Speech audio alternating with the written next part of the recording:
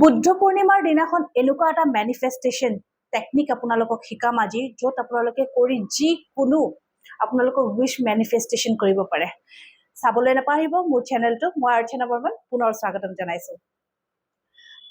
এনেকুৱা কি ধৰণৰ মেনিফেষ্টেশ্যন বহুতে মোক মেছেজ কৰে কি মেম এনেকুৱা কি ধৰণৰ আমি মেনিফেষ্টেশ্যন কৰোঁ কি আমাৰ সেই উইশটো মানে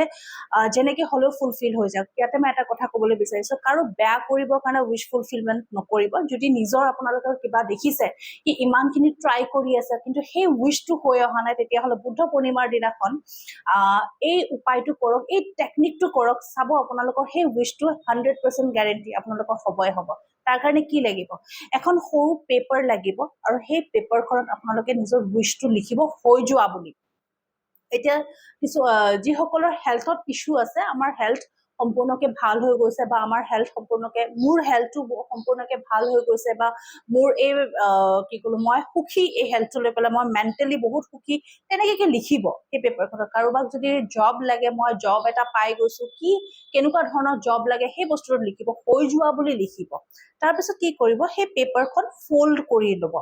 ফল্ড কৰাৰ পিছত তাত আপোনালোকে ঘৰত কটন ইজিলি এভেইলেবল তুলা যোনটোক কয় সেই কটনৰ অকণমান পাতলা এটা লেয়াৰ ল'ব তাতে আপোনালোকে কি কৰিব সেই কটনটোৰ ওপৰতে সেই পেপাৰখন থ'ব আৰু এনেকৈ ফল্ড ৰোল কৰি ল'ব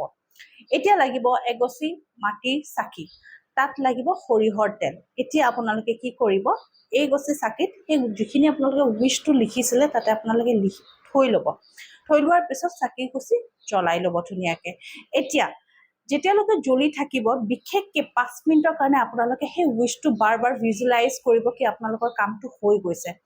তাৰপিছত আপোনালোকে চাকি গছি তাত থাকিবলৈ দিব য'ত জ্বলাইছিলে এতিয়া কি কৰিব আপোনালোকে অকণমান এটা ঘটিত বা ষ্টিলৰ গ্লাছত আপোনালোকে অকণমান গাখীৰ ল'ব তাত অকণমান মৌ মিক্স কৰিব এতিয়া অকণমান চেনি ল'ব লগতে আপোনালোকে চাউল ল'ব সেই চাকি গছি লৈ পেলাই আপোনালোকে মুকলি ঠাইত ওলাই যাব লাগিব বা যিসকলৰ ৰুফটপ আছে ৰুফটপত যাব বা যিসকলৰ গাৰ্ডেন আছে গাৰ্ডেনত যাব বা ঘৰৰ পৰা বাহিৰ ওলাই যাব লাগিব য'ত আপোনালোকে মুনটোক ভালকৈ চন্দ্ৰটোক ভালকৈ দেখা পাই আছে এতিয়া তাত আপোনালোকে কি কৰিব ভালকৈ আৰতি ল'ব আৰতি লোৱাৰ পিছত আপোনালোকে সেই যে চাউলখিনি লৈছে চাউলখিনি ওপৰৰ পিনে ছটিয়াব চেনিখিনিও ওপৰৰ পিনে ছটিয়াব আৰু সেই যে এগিলাচ গাখীৰ লৈছে সেই গিলাচ গাখীৰ কোনোবা গছৰ কাষত হ'লে বেছি ভাল যাতে কি সেই গছডালৰ কাষত আপোনালোকে গাখীৰখিনি পেলাব পাৰে বা পূজা কৰাৰ টাইমত আপোনালোকে দিব পাৰে যিকোনো গছৰ ওচৰত যাব বা আপোনালোকে যদি দেখিছে মুকলি ঠাইটো আপোনালোকে মুনৰ পিনে মানে চন্দ্ৰটোৰ পিনে চাই পেলাই সেই আৰ্ক ল'ব লোৱাৰ পিছত সেই চাকি গছি হাতত লৈ পেলাই আপোনালোকৰ সেই মেনিফেষ্টেশ্যনটো ফুলফিল হ'বৰ কাৰণে ইউনিভাৰ্ছক প্ৰে কৰিব কি ইউনিভাৰ্ছ মোৰ এই মেনিফেষ্টেশ্যনটো যাতে ফুলফিল কৰি দিয়া মই ইয়াৰ কাৰণে কেপেবল হয় আৰু সেই গছি চাকি আপোনালোকৰ ঘৰৰ